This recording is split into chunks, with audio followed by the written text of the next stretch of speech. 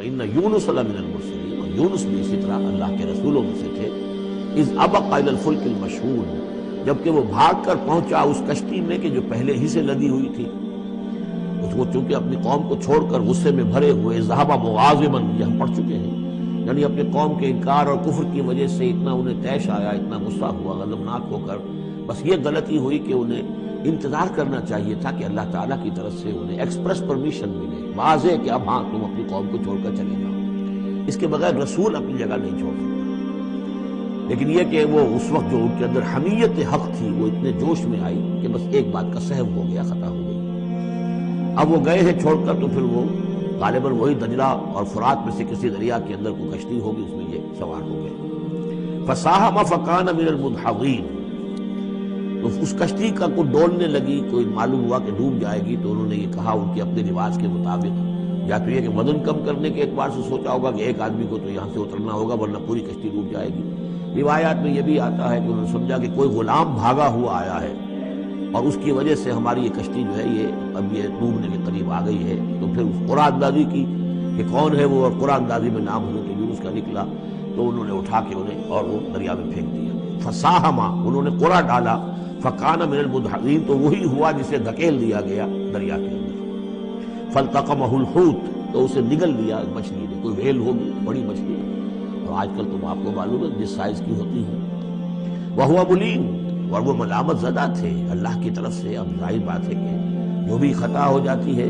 اور جتنی بڑی شخصیت ہوتی ہے اس کے بارے میں ان کی چھوٹی سی خطا کے اوپر بھی اللہ کا جو اظہار ہوتا ہے ناراضگی کا، وہ بہت سخت ہوتا ہے۔ جن کے رتبے ہے سوا، ان کی سوا مشکل ہے ان کے مقامات کے اعتبار سے۔ فلولا انہ کان من المسبحین، تو اگر نہ ہوتے وہ تسبیح کرنے والوں میں سے، لا الہ الا انت سبحانک انی کنت من الظالمین، وہ ہم پڑھ چکے ہیں آیت کریمہ۔ اس کا انہوں نے اس کشتی، اس مچھلی کا معاملہ اللہ نے ایسا خاص بھی رکھا ہوگا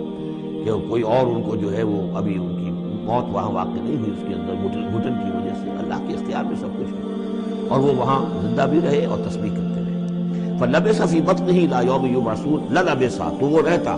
اگر وہ نہ ہوتا مسبحین میں سے، تسبیح نہ کرتا، یہ آیت کریمہ کا ورد وہاں نہ انہوں نے کیا ہوتا، تو یہ کہ وہ پھر رہتا اسی کشتی، اسی مچھلی کے پیٹ میں، یوم یبعثون، قیامت تک، وہیں سے ان کا بعث بعد الموت ہوتا۔ فنبذناہ بالعراء، لیکن یہ کہ انہوں نے چونکہ اللہ سے اپنی معافی چاہی اور استغفار کیا، لا الہ الا انت سبحانک انی کنت من الظالمین، تو اللہ تعالیٰ نے ان کو اس مچھلی کو حکم دیا، اور مچھلی نے اسے بالعراء، ایک چٹیل میدان میں کہیں اگل دیا، اور جا کر وہ ایک ساحل کے پر کسی پر چٹیل میدان کے اوپر وہ ڈال دیے گئے۔ وہ ہوا سقیم،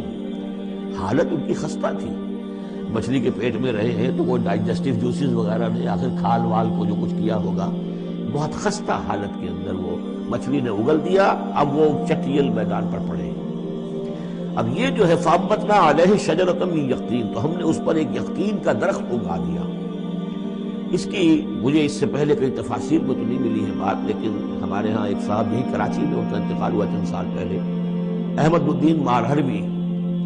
یہ محکمہ تعلیم سے متعلق تھے، اللہ تعالیٰ ان پر اپنی رحمت نازل فرمائے، بہت نیک آدمی تھے، وثاق کے بڑے پرانے خریداروں میں سے تھے۔ وہ محکمہ تعلیم میں کبھی رہے ہیں مکران کے علاقے میں، ان کا وہاں ایک وہ بیل ہوتی، اگین کہتے ہیں، اگین، یہ یعنی بلوچوں کے ہاں، مکرانیوں کے ہاں اس کا نام اگین ہے، اور وہ بیل ایسی ہے کہ جس کے پتے بڑے بڑے ہوتے ہیں اور وہ زمین میں پھیلتی جاتی ہے، اور اس کے اندر کچھ ایسا انسیکٹیسائیڈ ہے، کوئی ایسی چیز ہے، ریپیلنٹ ہے، کہ کوئی جو ہے حشرات الارض اس کے قریب نہیں آتے۔ تو اللہ تعالیٰ نے وہ اگین کا درخت جو ہے، اچھا یقطین جو ہے، اب وہ قاف گاف بنتا ہے، وہ تو آپ کو معلوم ہے پورے سعودی عرب میں بھی قاف جو ہے قم کو وہ گم ہی کہتے ہیں، تو یقطین سے یقین، یقین سے یقین وہ بن گیا ہوگا، تو وہ اب بھی موجود ہے، وہ پودا وہ ایک بیل کی طرح پھیلتا ہے، اور اس کا جو ایک جو ہے جیسے ہمارے یہاں گھیا ہوتا ہے، گول گھیا، اس قسم کا اس کا پھل ہوتا ہے، بہت میٹھا، وہ اس میں لگتا ہے۔ تو اللہ تعالیٰ نے ان کے لیے گویا کہ انتظام کر دیا کہ یہ یہاں پڑے ہیں، کہ ان کے زخم وغیرہ ٹھیک ہوں، کھال صحیح ہو،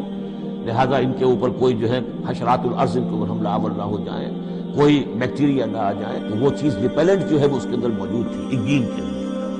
وَأَنبَتْنَا عَلَيْهِ شَجَرَةً مِّن يَقْطِين، ہم نے یقطین کی ایک بیل اس کے اوپر اگا دی، اب اس کا سایہ بھی ہو گیا، دھوپ سے بھی بچت ہو گئی، اور وہاں پڑے پڑے ہی وہ جو پھل جو ہوگا اس کا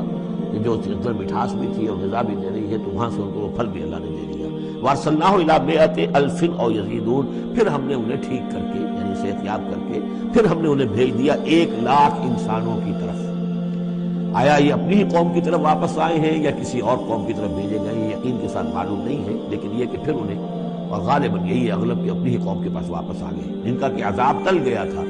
حالانکہ عذاب کے آثار شروع ہو چکے تھے، لیکن سورہ یونس میں ہم پڑھ چکے ہیں ایک ہی یہ واقعہ ہوا ہے تاریخ میں کہ عذاب کے آثار شروع ہونے کے بعد کوئی قوم توبہ کرے اور اس کی توبہ قبول ہو جائے، اور یہ کہ عذاب الہی ٹل جائے۔ فارسلناہ الی مئۃ الف او یزیدون، تو ہم نے 1,00,000 کے آدمی یا ان سے بھی کچھ زیادہ کی طرف انہیں بھیجا۔ فآمنوا فمتعناہم الی حین، تو وہ ایمان لے آئے اور ہم نے پھر انہیں دنیا کا سامان متاع دنیاوی عطا کیا ایک خاص وقت تک کے لیے، یعنی یہ فریش لیز آف ایگزسٹنس، ایک نئی ان کو مہلت دے دی بقا۔